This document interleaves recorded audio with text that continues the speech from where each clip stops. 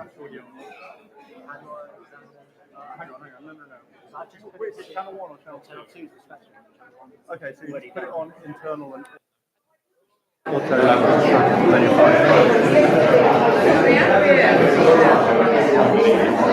Right, grab that. I need it actually. Number 6 over here.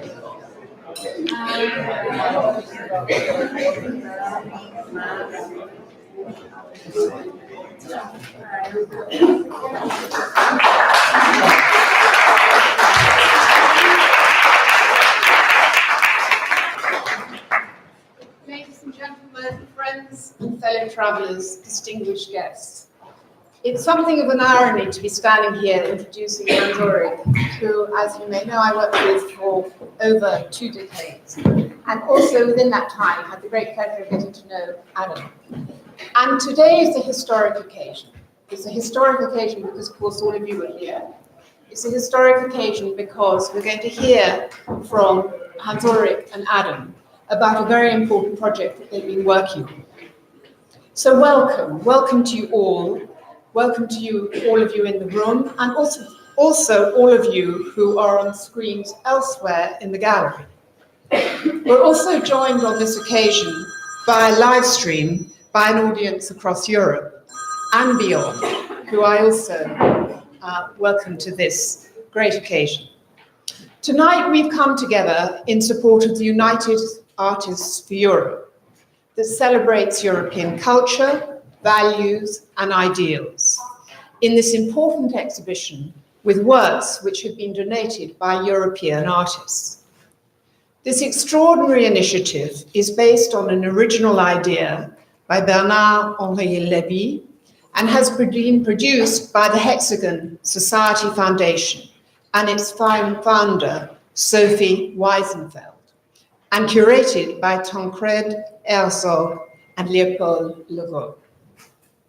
The extraordinary works in this exhibition will be auctioned on the 3rd of June by Simon Dupuy at the Hotel Café Royal. You will find out more information about the program on your seats, and also who are the masterminds behind this great endeavor and the beneficiaries of the funds raised when these works are sold next month to the benefit of European cultural initiatives. Together with our partners for this talk, Art Review, and the magazine's associate editor, Ben Easterman, it's my great pleasure to introduce on the stage our esteemed speakers tonight. We are delighted to be joined by Hans Ulrich Obrist and Adam Thirlwell, who will be discussing literature as a multilingual art form, creolization, portable Europes, and the construction of multiple identities. Hans Ulrich's extensive reputation is, I think, probably well known to you all. He is artistic director of the Serpentine Galleries in London. Since 1991, he's curated more than 300 exhibitions, and in 2011, he received the CCS Bard Award for Curatorial Excellence. In 2009, he was made an honorary fellow of the Royal Institute of British Architects, and in 2015, he received the International Folkwang Prize for his commitment to the arts. He is the author of The Interview Project, an extensive ongoing series of interviews, and his Art of Handwriting project on Instagram protests the disappearance of handwriting in the digital age. His recent publications include Mondialité, Somewhere Totally Else, Conversations in Colombia, Ways of Curating, The Age of Earthquakes with Douglas Copeland and Schumann Bazaar, and Lives of the Artists, Lives of the Architects. In July this year, Hans Ulrich is co-curating with the celebrated writer Adam Thirlwell as part of the Manchester Festival Studio Creole, a group show designed by Rem Koolhaas and Cookies and directed by John Collins. Studio Creole was conceived by Adam, whose novels, Politics, The Escape, and Lurid and Cute, have been translated into 30 languages. Adam received the E.M. Forster Award from the American Academy of Arts and Letters in 2015 and was made a Fellow of the Royal Society of Literature in 2018. Before I hand over to Hans-Ulrich and to Adam, a brief word for all of you who are staying for tonight's performance by Bernard-Henri Lévy. We would be very grateful if you could leave this room after the talk is finished and join us for drinks in the hallway so that we can arrange a stage for the performance, which starts at 7 o'clock. Many thanks.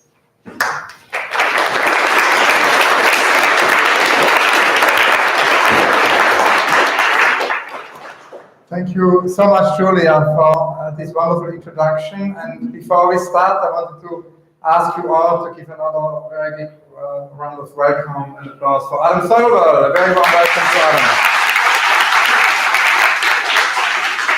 Very excited to speak here in the context of United Artists for Europe, this initiative of Bernard-Henri Lévy, a very urgent initiative. And I wanted to begin actually with a quote by the poet Etel Adnan, who is now in her 90s, Lebanese, French, American poet who is now Paris-based. And she wrote for my Instagram a few months ago, "The world needs togetherness, not separation.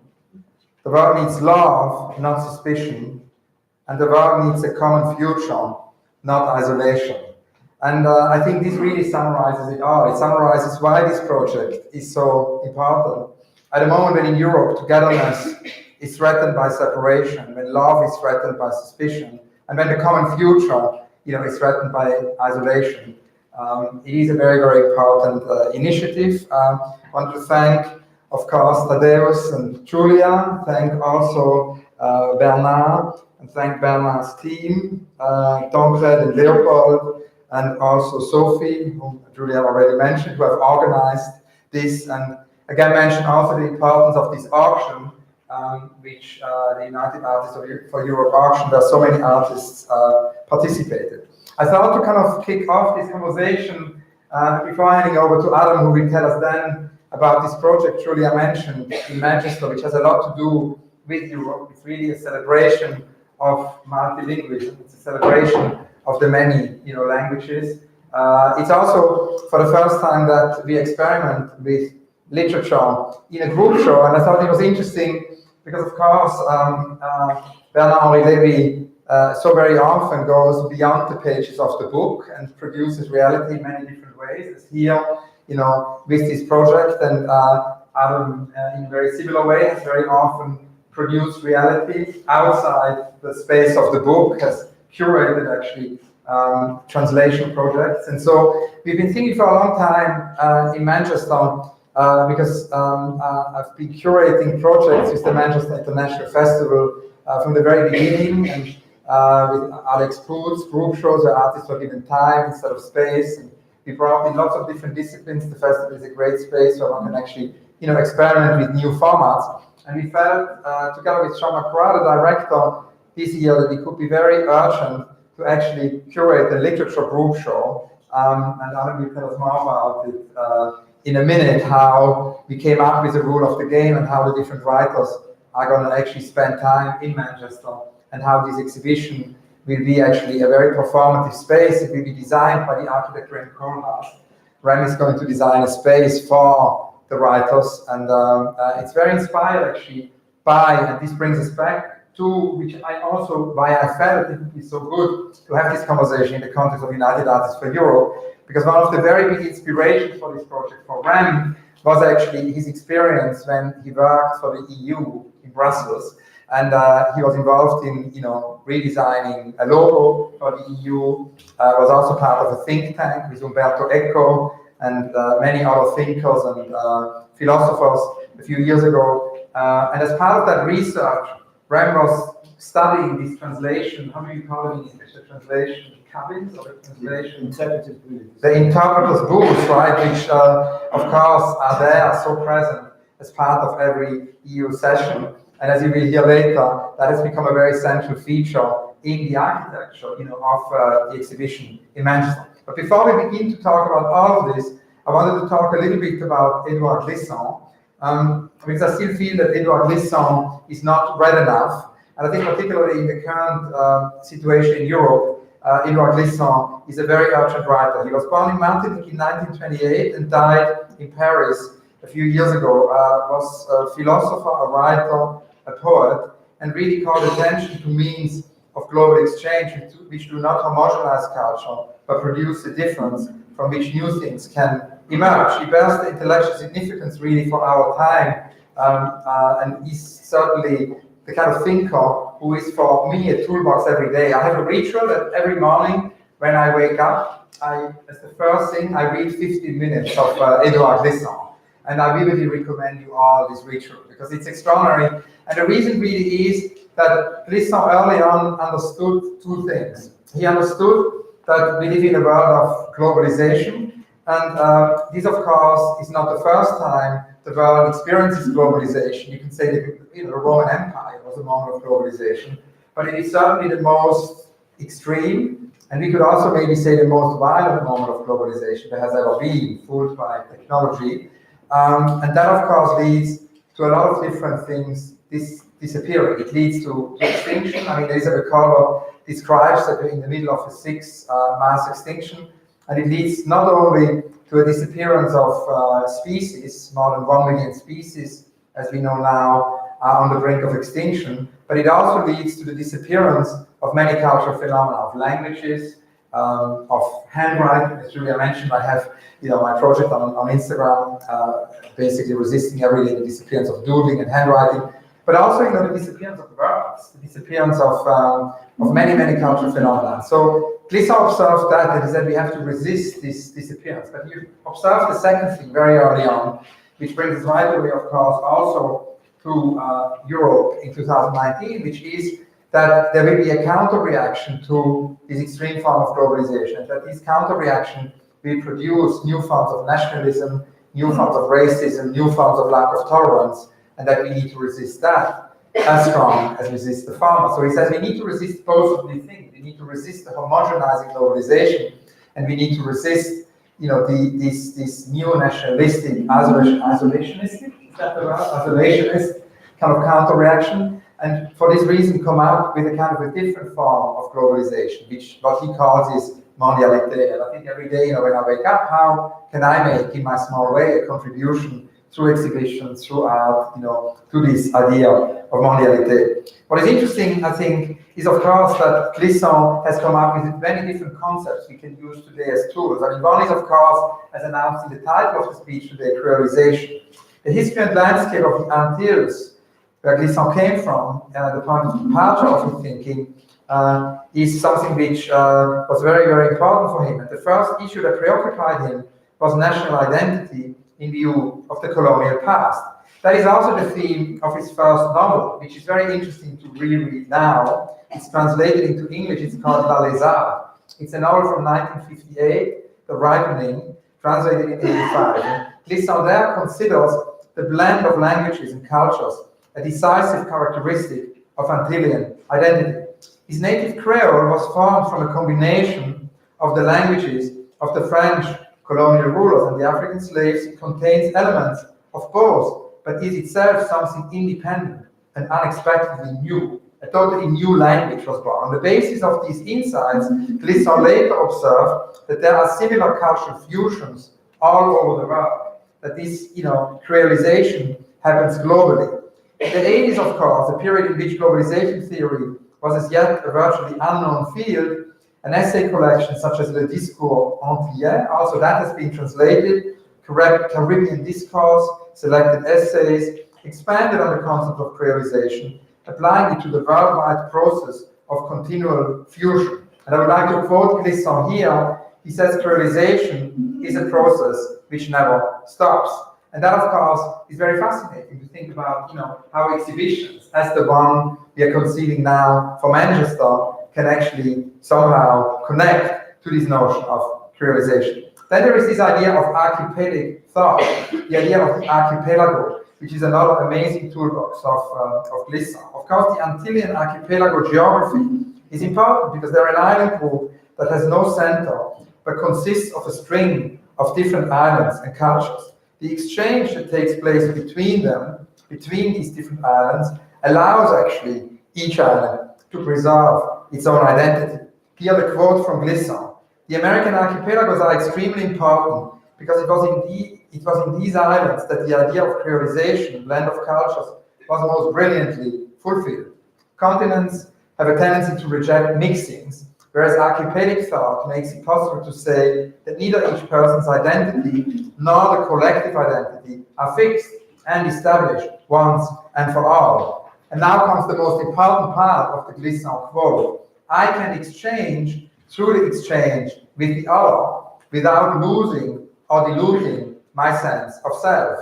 And that is, of course, end of quote, what archipelagic thought can teach us. And I think that's the most important thing Glissant tells us, that we can change through the exchange with each other, so that there is no fear of losing our identity in this exchange. On the contrary, our identity, becomes richer. Then, of course, that raises the question how we can bring that into exhibition, how we can bring that into the museum. And it's interesting that actually Glissant wanted to build an institution. He had an incredible school. So here again, we have like Bernard and like Adam, we have with Edouard Glissant, a writer, a novelist, a poet who goes beyond the page, who wants to produce reality. And I think that idea, of artists who want to produce reality is so very fascinating. It's something, John Latham and Barbara Stellini, whom we showed at the Serpentine Galleries a few years ago, pioneered in this country really so strongly when they founded the Artist Placement Group,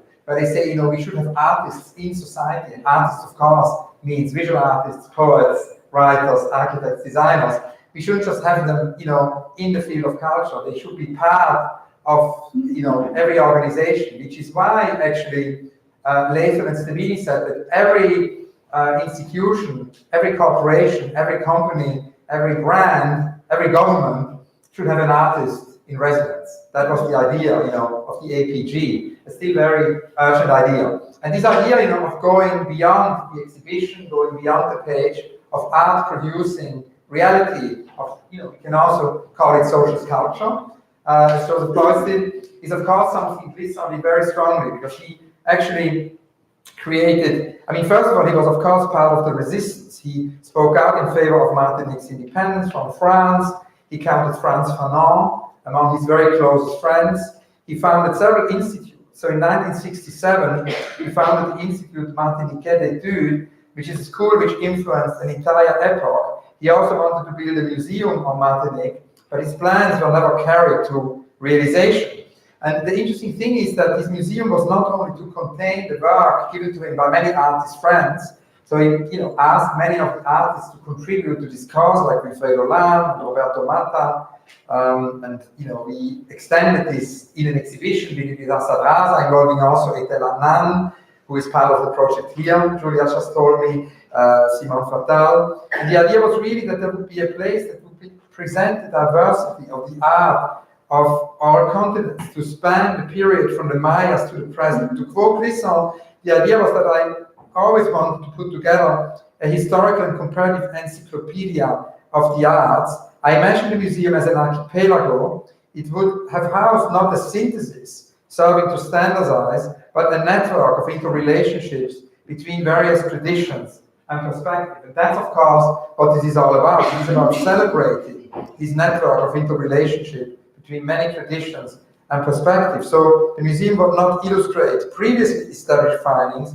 but function as an active laboratory. It's not a recapitulation of something which existed in an obvious way, but it's the quest for something which we don't know yet. And I think that brings us very directly to Studio Creole, which is, of course, isn't it, very directly inspired by Edouard Glissant. So I want to ask you to tell us a little bit about the beginnings of the project and the vision behind it. Yeah, so I think for me too, like these ideas of Glissant, especially I think of archipelagic thinking, has been incredibly important. That when I grew up, like my idea of literature was always as an international art form. That kind of my ideal was the kind of modernist kind of moment, kind of Paris in the 20s, of Joyce, Beckett, kind of T.S. Eliot, and these writers like Ezra Pound. Their entire concept of literature was something that completely transcended the idea of the national. But then you get this kind of specific problem. It seems to me that that can kind of make a huge amount of sense in the visual arts or in music. But in literature, you have this specific problem of language, which certainly from the 19th century onwards was kind of put into this nationalistic paradigm that language was seen, that the literature of the country was seen as something that belonged to a country. And this always seemed to me depressing, especially I think as a novelist, where for me, the novel, especially as an art form, is one that is inherently, essentially European in its kind of beginning. And it's one that speaks across kind of languages. And that if you only are kind of interested, it doesn't really to me make any sense to kind of describe something as the Russian novel or the British novel. And so I think for a very long time I've been fascinated therefore by translation, the role translation has to play in literature, and the way it's kind of occluded. And it seems to me that translation is exactly kind of the kind of term that Blisson always talks about, that it's both the kind of creolizing agent, it's something that makes two languages kind of come together in contact and sometimes alter each other. And it's this form of archipelagic thinking where you manage to hold two terms at once, you know, that you neither it always seems to me that the problem is to be at once cosmopolitan without extinguishing the other. And that's why I think this song is so interesting, is that he's kind of trying to find his toolbox where, of course, if you see, you know, depending on the terms of the argument, of course it's always better to be cosmopolitan rather than fascist, but at the same time, it's always better to be local than globalizing. And how you kind of reconcile those two kind of valences seems to me exactly where archipelagic thinking comes in, and where placing translation at the kind of center of literature rather than its kind of periphery has always seemed to me super important. So when we were kind of thinking of how would you stage literature, I always kind of had this idea, well, I would want to stage the process of translation. And then what I think I'd always been fascinated by is that there are basically two types of translation. There's kind of what's called literary translation, which is where there would be a text and someone, like a writer, sits in their study and makes their own text out of that text. And that's obviously something where there can be ideas of perfect accuracy, of kind of where the kind of idea of literary style and preservation of style can come in. And then there's interpreting, and as everyone knows, interpreting is live, it's much more improvised, it's much rougher. And I kind of thought what would be interesting would be to subject literature, which is meant to be this august art form, like when words are kind of treated with total reverence, and put it in this machine of actually interpreting rather than literary translation. So like this is then what we started examining with Ren, was kind of these models of how does interpreting work, whether it's a kind of person whispering in your ear, whether it's with earpieces and kind of people in their translation cabins, and to really dramatize what happens as a reader almost. Like I think this is how I'm imagining the whole show, is that kind of the audience is kind of experiencing what it's like to read in translation. And so to explain briefly, it's a highly high-tech setup that we've kind of developed, where the audience will be having these bone conduction headphones. So every member of the audience will have these headphones that sit just kind of in front of the ear, which means that you will be able to hear two things at once, the sound in the room and the sound being put into the headphones. So that what you'll be hearing is both a translation into the host language, so in Manchester it'll be into English, and the actual original of the Japanese author, the Kikuyu author, the Icelandic author, and so on. To kind of have that juxtaposition, because I think one of the fascinating things with translation is, however obviously respectful, inherently respectful as the original is not there anymore.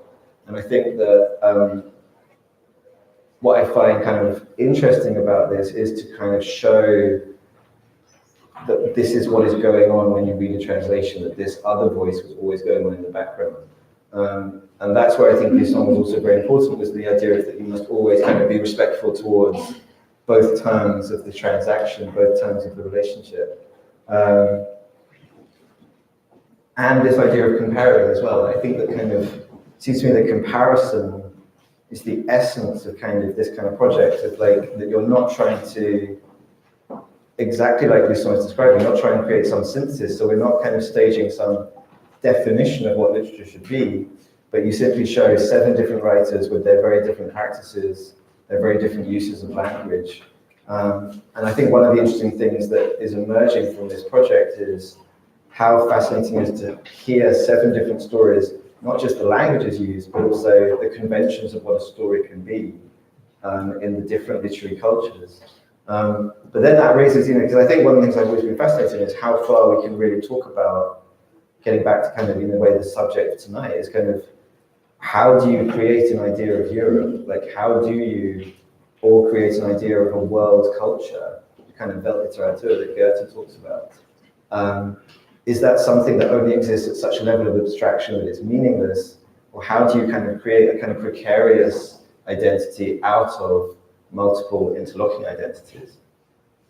Which I think is something we've been discussing a lot, kind of, at what point do you obliterate the original, and how can you kind of keep it in focus at the same time?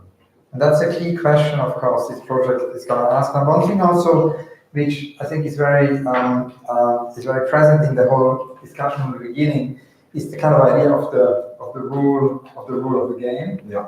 And in a way, I really believe that exhibitions have to come up, of course, in closest dialogue with artists, with new rules of the game. I mean, Richard Hamilton once told me that Duchamp taught him that we only remember exhibitions, which invent new rules of the game. That can be new display features. When you think about the surrealist exhibitions Duchamp did with the ropes and the Kodaks, but it can, of course, also be all kinds of other rules. Now, I'm very familiar, of course, of always discussing with artists such new rules of the game and listening to artists and then in complicity with them finding such new rules of the game, as we did with many group shows.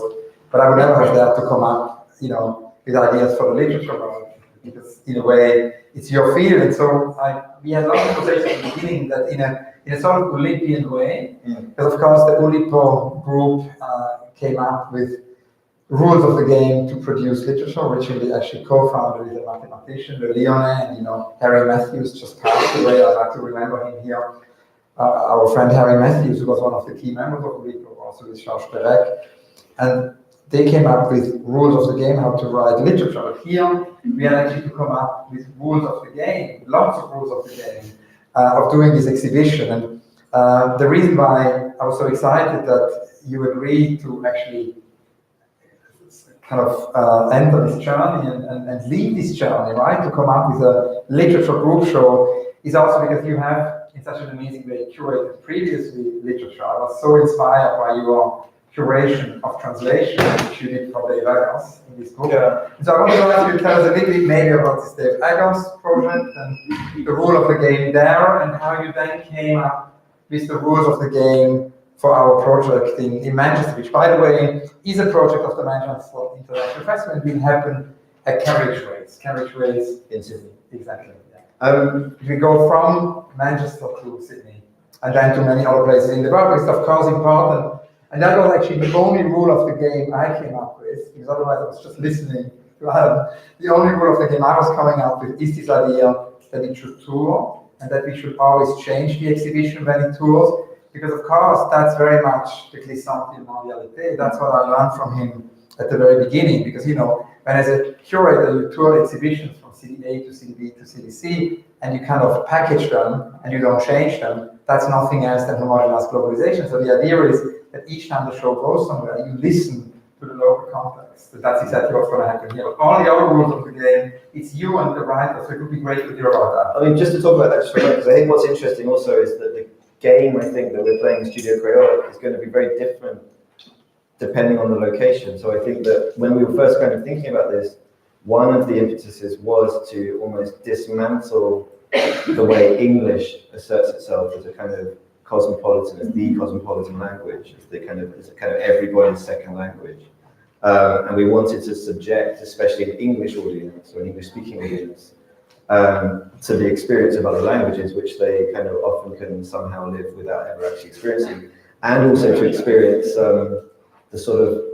the various anxieties of translation and interpreting, which everyone else in the world is used to, but which I think English speakers tend to not even notice are kind of going on. And then, of course, that when it goes to Sydney or Abu Dhabi and other places, it's obviously going to have a very different feeling, because when English is no longer the host language, I think that will be a kind of interesting shift, and I'm not sure it can be predicted exactly how that will change the kind of the project. But to go back to the first, yeah, it's true. The first thing, I mean, you'll call it curating, right? You could just call it editing, which would be the prosaic term for what I was doing, which is that Dave Eggers, who runs a magazine called McSweeney's in San Francisco, asked me to guest edit an issue, and we decided that the rule of the game would be that we basically played a game of like, you can call it Chinese whispers or telephone. One of the ironies is that this game has a new name in actually every other language. Every language has a term for this game. So basically, we took, I think, about 11 stories that had never been published in English before, and they were each translated in a kind of chain of novelists. So the deliberate rule of the game was that no professional translator would be allowed, only novelists, which therefore meant some novelists said yes, but then admitted that they barely spoke another language. And so the competence, the linguistic competence of every novelist was sometimes in doubt. What was interesting for me was to see how, because there what I wanted to test was how far style could be translated and how far it could survive the assault of various other novelists by particular styles. And so we ended up with this huge kind of network of stories that I think the final issue had about 60 stories in it. And that kind of led us to then this discussion of how could you do more of a kind of group show. Because another thing that's always fascinating me about literature is how it's a time-based medium. That in one sense it's this sequential thing like the art of cinema or the art of music, but it's one where, unlike cinema, it's much harder to control the reader's tempo, as it were. That it's always interesting to me how people are always saying how exciting it must be if you see someone read your book on the tube, and in fact it's the most horrific experience because you just see someone read 2 pages and then just put it down, and kind of and it always seems to me that like the megalomaniac kind of novelistic part of me would like really to sit a reader down and just not let them move until they've finished the novel. Because I kind of feel like the art of composition, which is so important to a novel, only makes sense if it's experienced kind of essentially in the way that I intended it or the novelist intended it. So then we were kind of thinking, well, maybe we can it would be interesting to make literature live in that way and control it. So that was one rule of the game, was that there would be a specific amount of time that each novelist was allowed.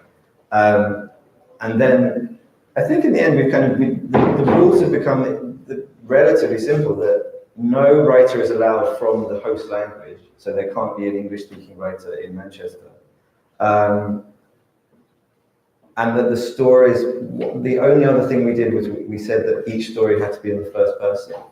And an anonymous first person, because I think what we were interested in doing, one of the problems I think of all anthologies, and maybe it's the problem of all group shows as well, is how do you create a unity out of the diversity? If you simply randomly ask people to write a short story, sometimes that might provoke fascinating networks of themes, and sometimes it simply creates something which feels too disparate. And so with that idea of the kind of, that there'll be one constraint on the story, that they would be first person narrations, the hope is that these things will then echo each other, mirror each other, and form some kind of super whole. I guess, again, like thinking of Europe, in that kind of, how do you create a kind of almost a federal identity out of the kind of individual elements of every novelist? Then another rule of the game is, of course, the theme.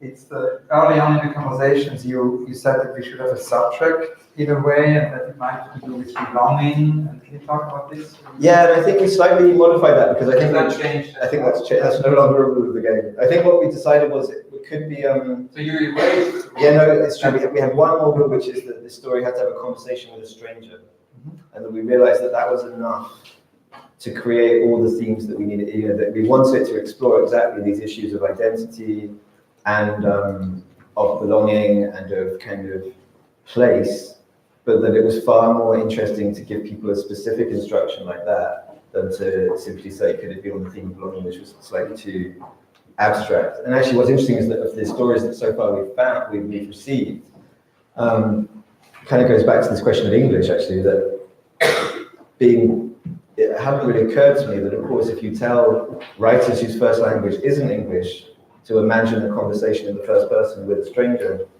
in every single case, or in 3 or 4 of the cases, it's a conversation where 2 people, neither of whom speak each other's language, talk in English, because that's everybody's common language. And I'm kind of interested, one of the things that the director has been kind of now thinking about is how we're going to be able to almost show that some elements of these stories are in fact in English. Because of course in a written text it's much easier because you see it, or there can be a note. Whereas in the live translation, I'm not quite sure how we're going to be able to indicate the presence of other languages within the text that is being translated. There's of course also the whole thing. I mean, there's one more rule of the game actually. I forgot to mention, and that's a rule of the game which is implicit in the festival, which is that the festival always commissions new work. And so that means that, I mean, it's a very obvious rule that all the stories are actually commissioned. Yeah, they're written, and that's. I mean, the interesting thing is also how the festival is actually born, because it goes back to when we said, you know, the novelist who goes beyond the page and produces reality, or the artist who is a social sculptor, the whole John Latham idea about Rossellini idea of the artist space and group. That's how MIF started. It's actually really important that at the beginning, about 12, 15 years ago, the leader, the mayor of Manchester, actually called Peter Saville, the designer, who was so instrumental in the Hacienda, and of course, Joy Division, and very essential for a very specific moment of Manchester blossoming with cultural music. And the mayor asked Peter Saville to be the cultural advisor and basically the cultural director of the city of Manchester. So he had a great example of what John Latham and Barbara Stevini said, as an artist who was all of a sudden close to the city. And what did Peter Saville say? One of the first things he said, there should be a festival in Manchester where all new work is commissioned. He was also instrumental in finding the founding director, Alex Booth. All of that would never have happened, without Peter Saville. So it connects, to APG. And of course, this rule of the game there was for the festival that is all new work. It's always a work premiere. Where people will see that work first in Manchester. One thing which I think is important to address also is that we, of course, had to build a team, because it's a very unusual group show which involves not only literature, but it involves, of course, our space. So we appointed an architect, and I mentioned already why Ram, because these conversations with him for many, many years, both of us had about his interest in these interpreters in the EU and versus the EU, and thinking about that exhibition in relation to that. Ram then invited architect Federico Martelli to collaborate with him, and they're arranging and designing a set really where all of this will happen, a device also. And then of course there is the director, whom we mentioned several times, John Collins. So I wanted to ask you to tell us maybe a little bit more about these dialogues, your dialogues with the director, with Ram, with Federico. Then we of course also have the graphic designer, Ian Mabu, who designed the booklet. Yeah. It would be interesting to hear more about that. Yeah, so John Collins, who's the director, runs a theatre company in New York called the Elevator Repair Service. And I think the reason we went to him is ERS, their most famous production is GATS, which was a kind of huge success a few years ago, which was a kind of 7-8 hour complete retelling of The Great Gatsby, word for word. And ERS has worked hugely with, like, he will always kind of base his kind of work from a text, but then do incredibly surprising things with it, and especially involving sound design, and especially as we've been talking to Rem, and Rem have been, I think, fascinated about the sound possibilities of how we use interpreting. And so it's been really interesting, I think, watching, these different elements, because I think it's become a kind of vast, from a relatively small idea. I don't think we were quite aware how much kind of technical expertise, how much architectural expertise, and how much kind of dramatic expertise because actually we're forgetting one element as well that got added into this project. Is that I remember the first time we discussed it, the visual image that Hans-Ulrich and I came up with was that there would be 7 writers on stage, and there'd be about 45 interpreters who would be translating in every single direction. And then what we realized after our first workshop with John Collins in New York was that interpreters are geniuses, but they are not charismatic, and they're certainly not theatrical. both visually, but also more importantly, the way they're having to deliver these kind of words at such high speed means that it's actually quite difficult when they're kind of recounting, especially a literary story, very difficult to actually tell what they were saying. So there was a kind of 24-hour period where we thought the entire project was in jeopardy. And then John, because of his experience with theatre, and especially with what they call in-ear theatre, which he's worked with ERS and also with the Worcester Group in New York, where an actor will have an earpiece in one ear, and basically the director or the playwright will be feeding the lines, sort of à l'improviste. And so we started to do this with the interpreter. So the interpreter is now going to be fed into one actor, who will be Lisa Dwan, who's famous for her Beckett interpretations. And that actor will have the job of listening and reworking the interpretation as they hear it, and basically acting it out and becoming the author. And that interplay, I think, will be fascinating, of like how the actor will incarnate both the interpreter and the author. And so that performance side thing, again, is something that we've never kind of anticipated. So that it really is a kind of combination of theatre, literature, performance art, installation. And it's really fascinating. I mean, the thing that is just going to be occurring to me now as well is about the sort of ideas, or almost the effect of it, is that it's a change. You know, we've been talking about this project for maybe 3 years, and certainly from long before the referendum 2016. And so kind of, it's a project that has therefore acquired a kind of extra meaning. And it was always seen by us, I think, as a kind of partly an act of resistance. But I think when I first thought of it, it was almost an act of resistance in a literary context, that it was a way. I think one of the things that I'm always interested in is sort of trying to be blasphemous about things that people take most seriously. And with translation, I think one thing that's interesting is forcing both writers and readers and theorists as well to maybe take language less seriously, or to not give it some of the authority that people want to give it. And again, where this goes back to some of the kind of problems I've had with the 19th century idea of language, and of the way that a nationalist literature department will kind of take over every language. And so the idea of fluency and competence has been something that I've always been quite interested in slightly deconstructing. And again, I guess with Brisson in mind, that this idea of the créolité, that you can be actually mixing language, making mistakes, and still be kind of creating literature. So that was always in the small context of literature, but then I think now it's become even more a kind of, it will acquire a much more precise political meaning in the kind of current climate with the European elections tomorrow, with this kind of, especially in Britain. Again, this is why this project will change. It won't have the same kind of meaning in Salzburg.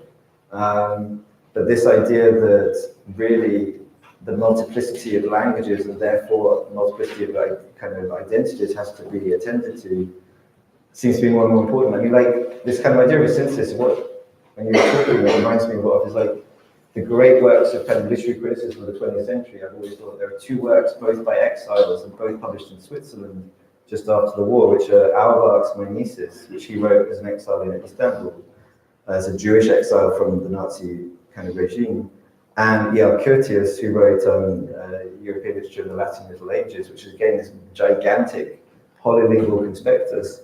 And there's a beautiful thing Curtius actually says in his introduction to that book, where he says that in the present moment, by which he meant the kind of the Nazification of Germany, Europeanization of history is more and more important. And in a way, I feel exactly the same thing is going on here, that Europeanization of history and of literature is more and more important at this current time. I mean, there could not be a more amazing and urgent conclusion, and it so deeply connects, I think, to Bernard's project of United Artists for Europe, which is why I thought it would be very interesting to present these two projects next to each other. And I'd like to just conclude by quoting John McGrath, the director of the Manchester International Festival, who said that, you know, it's the first time that MIF has actually put literature at the heart of a project, but he also says it's a project that, particularly in the political moment we are in, celebrates the complexity of a multilingual world.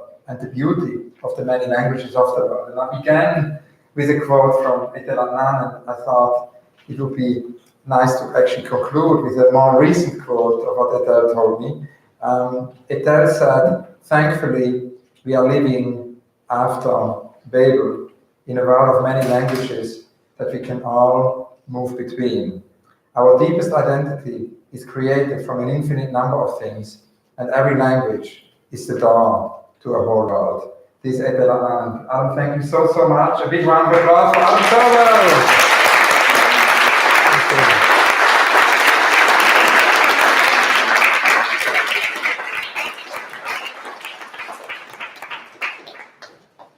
And I think now we are out of the drink. That was not really announced, right?